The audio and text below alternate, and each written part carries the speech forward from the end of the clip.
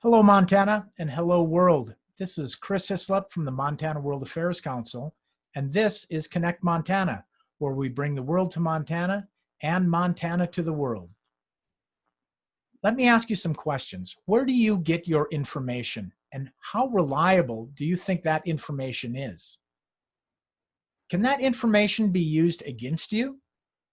And how can you recognize information, disinformation, and fake news? These are the questions we're looking at this week as we host a series of 3 discussions with 3 international experts on these issues.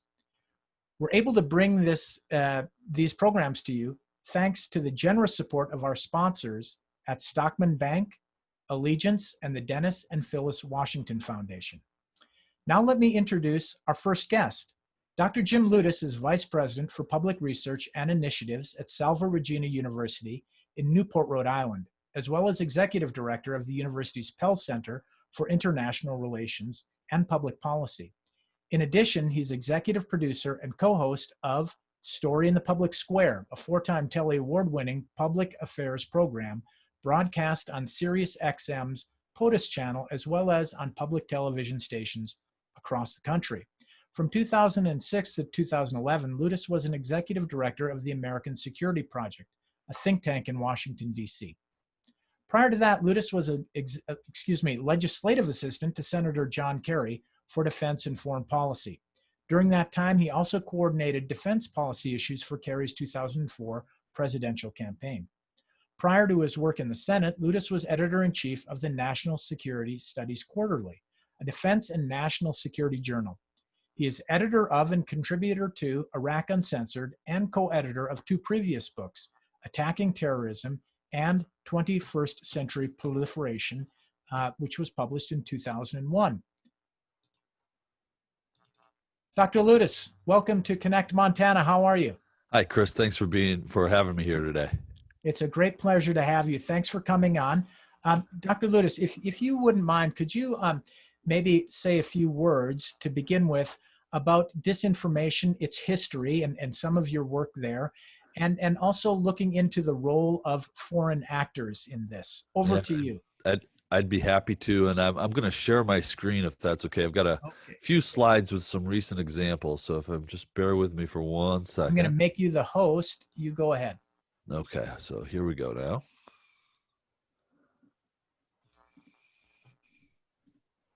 This should do it. We'll see. You have it. There we go. So first of all, thanks again to Chris and his colleagues for bringing me here. I wish that I was with you in person, but we'll take what we can in 2020, I suppose. What I want to do today is talk to you very briefly about some of the evidence that we've seen both in history and in very recent experience about the use of disinformation and information more generally as a means to try to subvert democracies and to try to subvert American democracy in particular. We are in the midst of a wave of disinformation that began in about 2014, really gained speed in 2016, and has continued to today. But the historical experience of that disinformation goes far back into history, at least a century's worth, in the case of U.S. and Russian competition. So let me walk you through a couple of quick things. Chris gave you a little bit of my background, but I've been looking at disinformation as an issue for about 25 years. I wrote my dissertation on the American use of what we called political warfare during the Cold War, and was familiarized with these concepts through that scholarship and that research. In 2017, after the events of 2016, we saw we organized on my campus. I'm going to let that person in. We organized on my campus a working group with great experts from all over the world, really, regional experts, technical experts, some working journalists, to really try to take stock of what had happened in 2016. And ultimately what we concluded was that the United States had been attacked by Russia in an effort to try to undermine our democracy. Let me give you a couple of quick points on this. So Russia fundamentally is engaged in a well-financed and determined campaign to undermine democratic political and social institutions, as well as international alliances and to remove resistance to Russia's foreign policy objectives. That is one of our top conclusions. The next conclusion, though, is that they are motivated by resentment over the collapse of the Soviet Union and determined to give themselves a free hand both domestically and internationally, particularly when it comes to relations with alliances and other organizations of which they are not a member. So the North Atlantic Treaty Organization and the European Union are at the top of that list. And the principal means that they've chosen to engage in this confrontation is the use of political warfare or disinformation.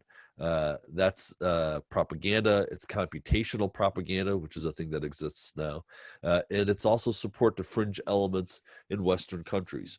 Their principal means of doing so is to try to stir up the divisive elements of Western societies, the things that we're already sensitive about, poke that and keep poking at it. So I'd like to just ground this conversation very briefly in a fundamental question, which is, what is war?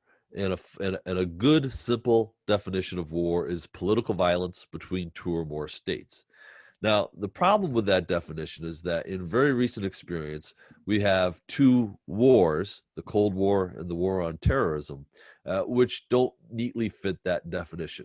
While there was an armed conflict element of the Cold War, it was principally an economic, political, and ideological competition between the West and the East.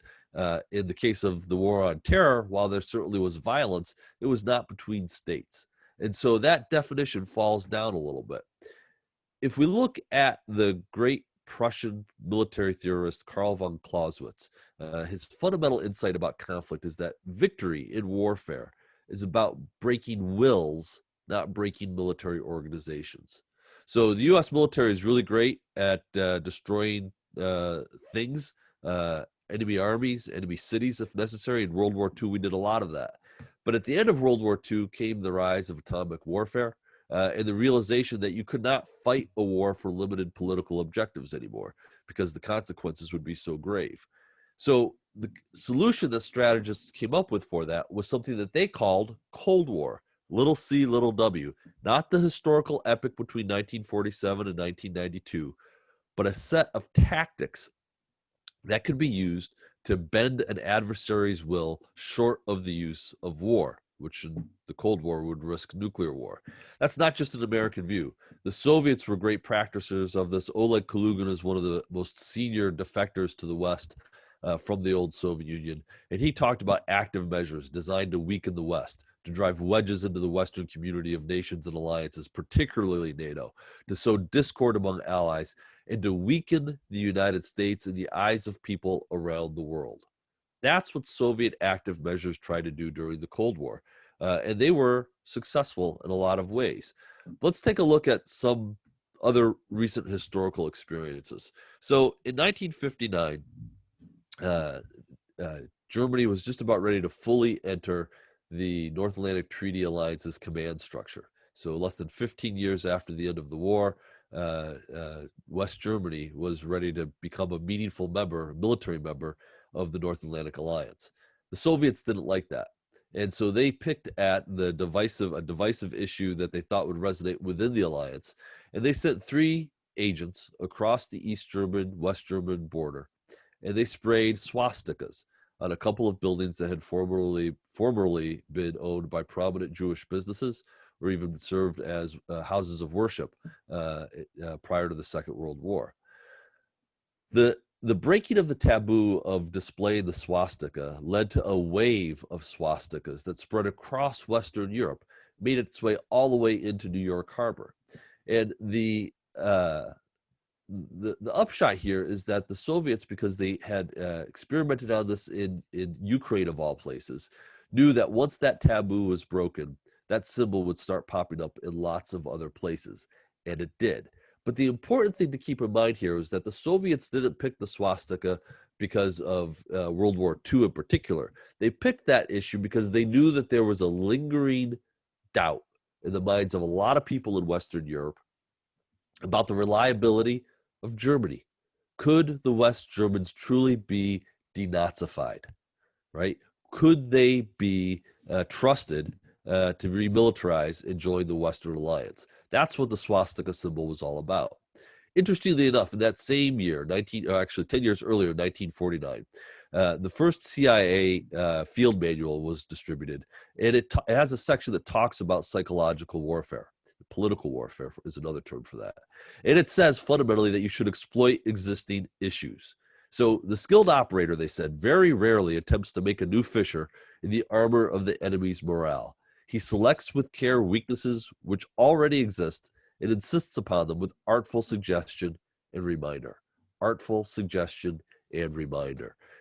This is something that the Soviets have done against the United States throughout the length of the Cold War, and Russia continues to do it today. They seek to exploit America's racial divide. So let me give you a couple of quick historical examples. I'll give you some current examples, maybe touch a little bit about the coronavirus, and then I'll be happy to take some questions. So this picture right here is a picture of the men arrested, 13 men arrested in Alabama for allegedly gang raping a white woman, actually 2 white women. There were 3 trials. There were a couple of lynch mobs. They were ultimately convicted and sentenced to lengthy prison sentences. After the second trial, one of the women recanted her story and said that she and her friend had made the whole thing up. In the 1930s, the 1940s, and into the 1950s, the Communist Party of America, with financing and direction from Moscow, loved this story, used it to emphasize America's racial disparity and the plight of African American men in the hands of a white-dominated society, particularly in the South. In the mid-1960s, in 1960 itself, a raft of letters were sent to the United Nations describing that basically the Ku Klux Klan did not want black and brown members of foreign delegations in the United States and in the United Nations, where they said they would cheapen and demean the international institution. And it was signed by the Ku Klux Klan. Except the Ku Klux Klan didn't send that letter. The Russian intelligence services sent that letter in an effort to undermine the United States in the eyes of the world and in the eyes of the United Nations.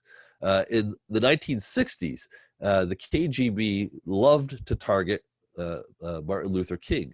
They believed that his effort to preach a kind of racial reconciliation in the United States, predicated on the founding ideals of the American Revolution, was counter to Soviet interests. Instead, they favored black activists who favored open confrontation between blacks and whites. They wanted, the Soviets wanted to stoke a race war. And so they made up stories about Martin Luther King. They spread scurrilous lies. They called him Uncle Tom until he was murdered. And then he became a great martyr. And those same newspapers that weeks before were calling him a traitor to the black race suddenly heralded him as a great hero whose death needed to be avenged. All of this is just to say that the Russians love playing with race in America. And we've seen that in a lot of recent examples too. In 2016, race was a big part of the disinformation campaign launched in the United States, but they did a couple of other things too. So first, they used military intelligence services to boost the candidacy of Donald Trump.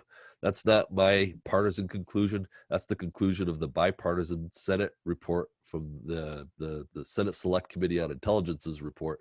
5 volumes, you can read it at your will. And the timing of the first WikiLeaks stub versus the release of the Access Hollywood tape is an indication of how intimately involved Russian intelligence was in getting that kind of information out. They also used the military intelligence services to undermine the candidacy of Hillary Clinton. The hacking of the Podesta emails and the release of those was also intended to suppress Democratic voter turnout. They used military intelligence services to probe election infrastructure across the United States. We now know that all 50 states were probed. And they used social media troll farms to micro-target Americans with divisive messages. So I'll give you a couple of examples of these. There was an account that was called Blacktivist, which had 300,000 followers at its height on Facebook, more than the actual Black Lives Matter accounts had at that time. And this was a site on Facebook and on Twitter that basically showed videotapes and photographs and news stories of police brutality against African American men. The Russians love coming back to this again and again. And here are a couple of other examples from that time frame.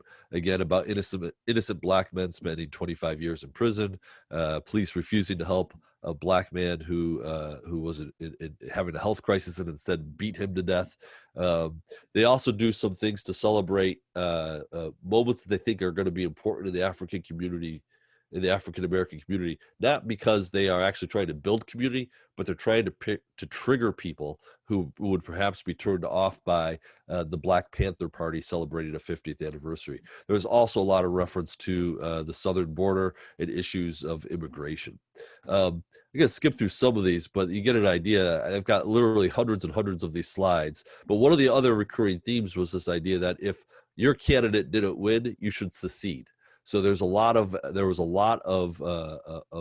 language from various accounts that were all coming from Russia, a troll farm in St. Petersburg to be precise, that warned people to get ready to secede. So in Texas, if Hillary Clinton had won, the attitude was, well, you've got to secede. The same thing played out in California if Trump was going to win. And in fact, that whole Yes California movement was organized by a man who was living in Moscow at the time. We could talk about that more in the Q&A if you'd like to.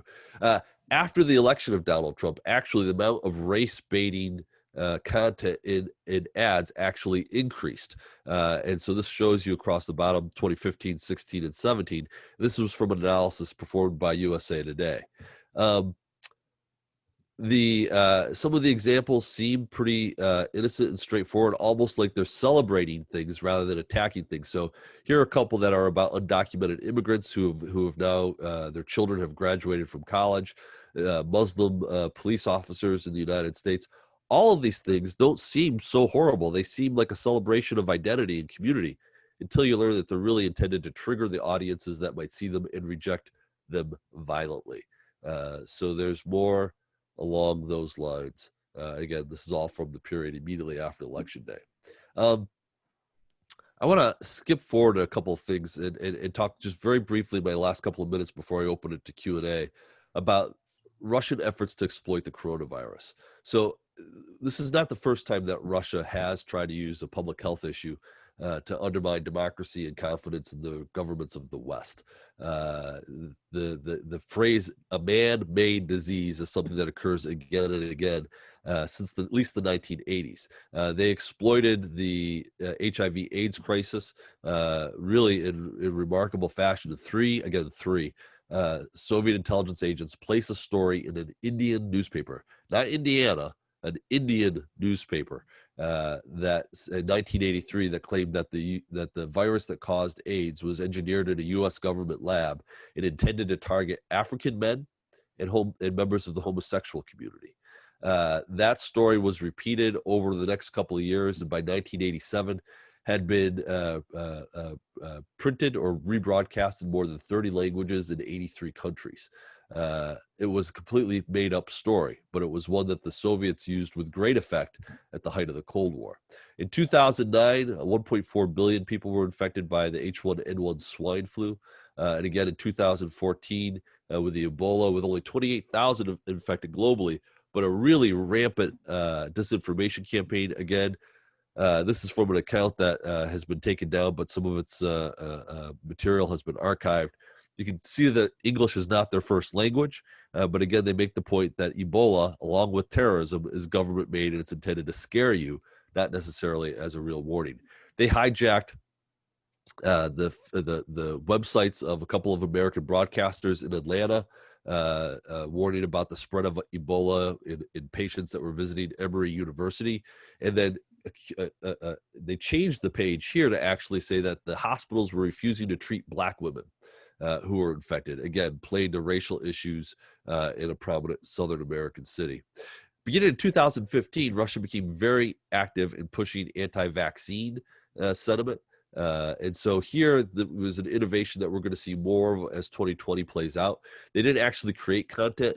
They found an actual legitimate American who believed this stuff, and they amplified what he was saying. So attacking the ideas of the dangers of vaccines and using organic content and simply amplify it and repeating it. The American Journal of Public Health has actually published some great research on this, documenting the role of Russian trolls in amplifying the vaccine debate. And again, here, the important thing of these charts, and I'm going to breeze right through them, is that the Russians played both sides of the issue. They didn't care whether or not we get vaccinated. They care that we were divided over that issue. It's the same thing with race. We're going to see that play out in big ways in 2020. There's already been evidence, there's already been examples of Russian media alleging that the coronavirus was engineered in a U.S. Those lies first appeared in places like Lithuania and Ukraine and Georgia, where there are large Russian language populations. And they also spin a theme that Bill Gates and George Soros and the CIA are all in this together, and they're just doing it to try to make money. Last thing I'll say is that this has gotten to the point now where English language newspapers and news sources, this is was a news source called Peace Data that was shut down in the last 3 weeks after an investigation by Facebook and Twitter revealed that its editors, these handsome people right here, aren't real people. Those are actual images and faces that were generated by artificial intelligence.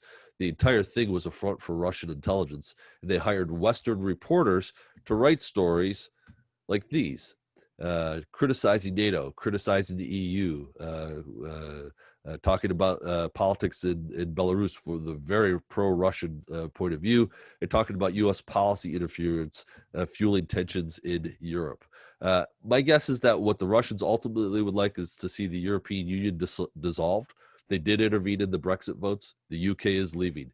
I think they'd also like to see the United States fall apart. I think in Putin's mind, this would be poetic justice, since the United States contributed to the dissolution of the Soviet Union in 1991. He'd like to see us travel that same route as a nation. So expect to see a lot more Russian interference over the course of the coming weeks and months. It's not going to stop after Election Day. It didn't stop after Election Day in 2016. I'm going to leave you with one last quick thing here, and I'll be happy to take some questions. But I publish a weekly newsletter on this. It's called Active Measures. It's an open source compendium of the top 10 to 20 stories that we see each week on disinformation. And if you're interested in getting it, it's free, and you can unsubscribe very easily at any time. Just shoot me an email at the address on the screen there, jim.ludes@solve.edu, and I'd be happy to sign you up for that. So with that, I'd be happy to take some questions. Jim, thank you so much. I mean, that was an extraordinary presentation. I'm just going to grab the hosting back from you quickly, and so one thing that may have happened, Jim, is as you were the host, you may have been receiving questions from people, or maybe not. Sometimes we get questions, sometimes we don't. If we don't, I have tons of questions. So I'd like to start, Jim, with the big one. Which is you frame these ideas in terms of a war, and in war, of course, there is something at stake. So what is at stake in this war? Well, I think that there are. I would say that Russia views this as a competition for survival between Russia, which is beset by economic collapse, population decline, and sort of a very rigid form of autocracy. So for Russia, this is existential. In the United States, I think that at risk in a maximalist situation is the Union itself. The United States of America is a rambunctious and rowdy crowd, and there are real divisive energies throughout our history, and they're still present with us today. And so the challenge for us politically is to remember, in all of our disputes and all of our debates, whether we're talking about Supreme Court justices or healthcare policies, at the end of the day, we are still the United States of America, and we're all Americans. And so we can disagree strongly and forcefully, but we have to remember that we're in this union together, unless we want to have a conversation about secession. But I think that's a different discussion. In this discussion also, and in many other topics, we look to tech to save us from ourselves. What role does tech and AI have in saving us from tech and AI? Well, it's funny. There's a 2014 issue of the MIT Technology Review. The headline is, it's got a picture of Bono from U2 on the cover, and the headline is, "How Big Data Will Save Politics." And I think it got it completely wrong. It turns out that all of the tools that are good for democracy are also really good for authoritarianism too. And we know that Facebook in particular is a platform that was designed to deliver micro-targeted messages to anybody who will buy. Right, so it's really what we're talking about. There's a book about political warfare in the Cold War that calls it munitions of the mind. Facebook turns it into precision guided munitions of the mind.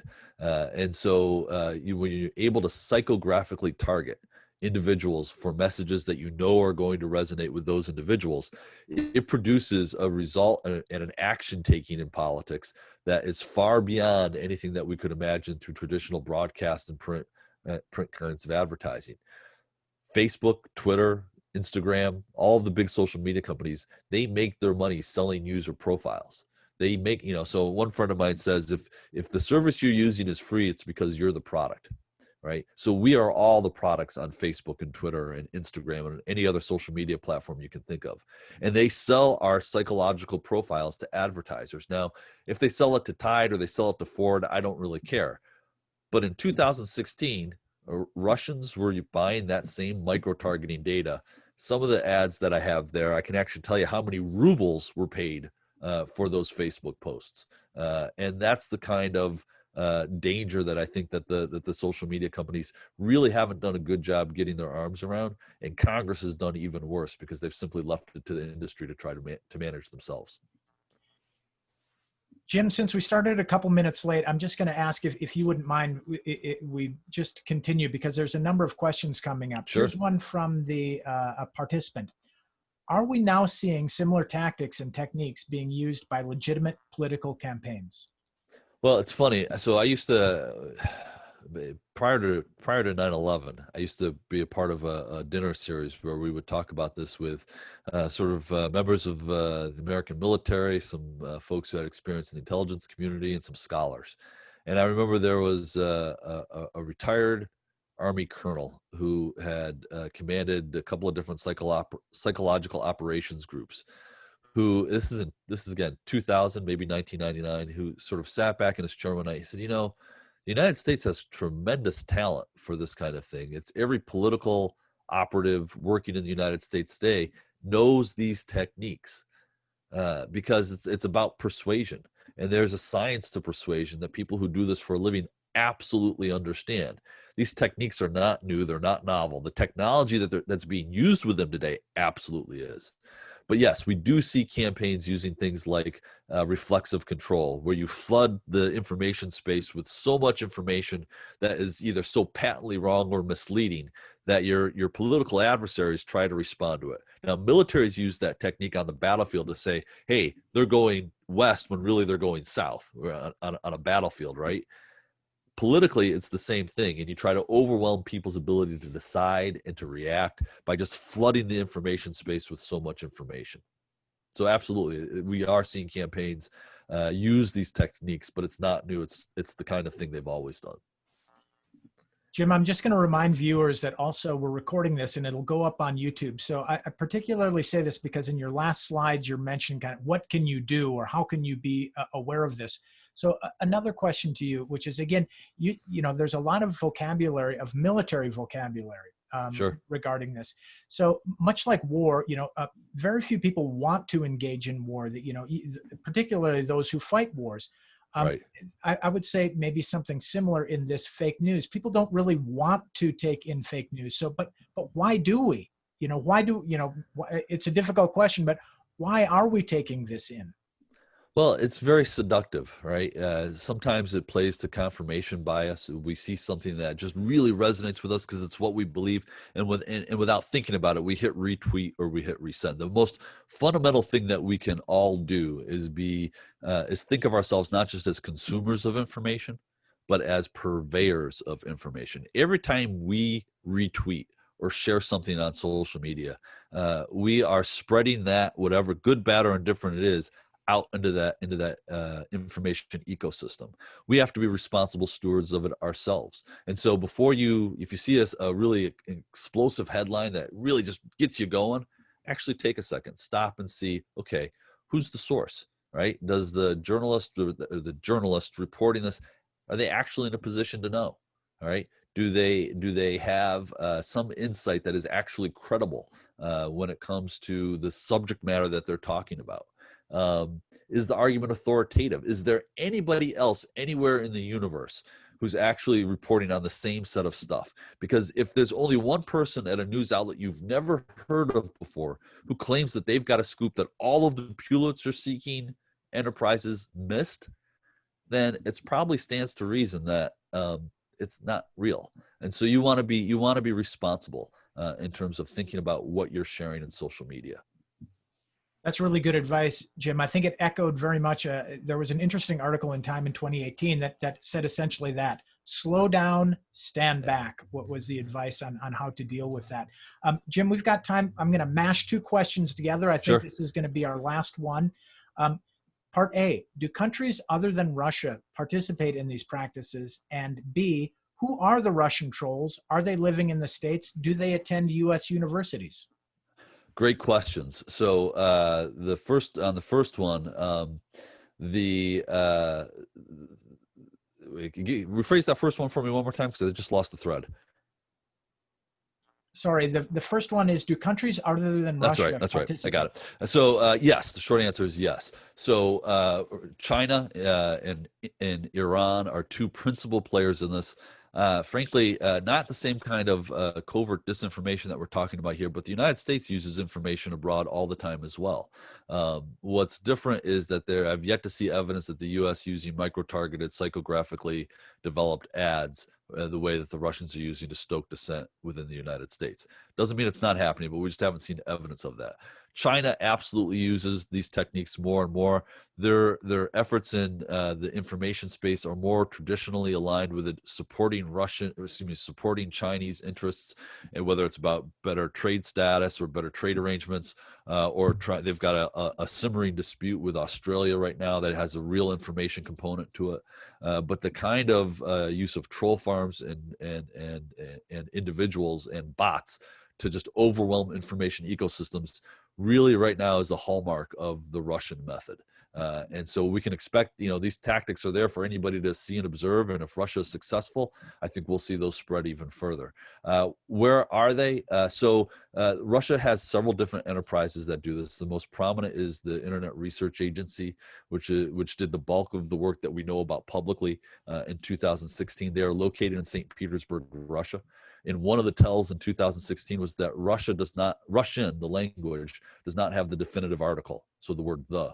So you would see lots of posts where it sounded sort of wonky. And so if you saw a lot of missing definitive articles, then you knew that was probably a troll generated post.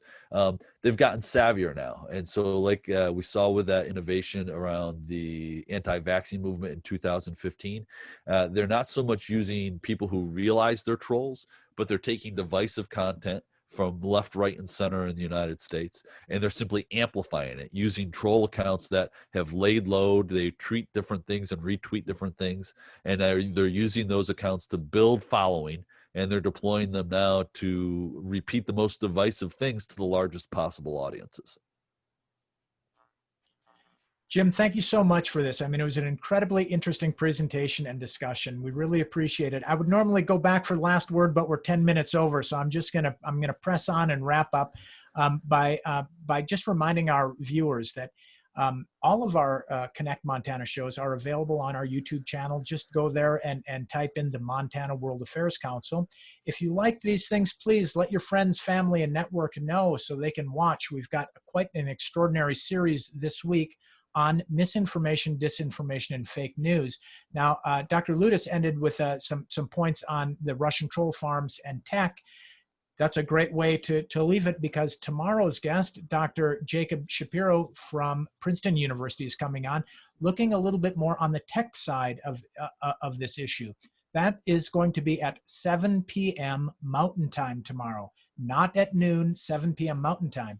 This is followed Thursday by Lynn Walsh. She's an Emmy Award-winning journalist who's going to look at this now from the media and journalistic perspective, and kind of how do we understand and how do we spot fake news. So it's going to be a great week. I welcome you all to join all of these shows. Jim, I thank you again. And I want to thank finally our very generous sponsors at Stockman Bank, Allegiance, and the Dennis and Phyllis Washington Foundation. Hope to see you all tomorrow and Thursday. Goodbye.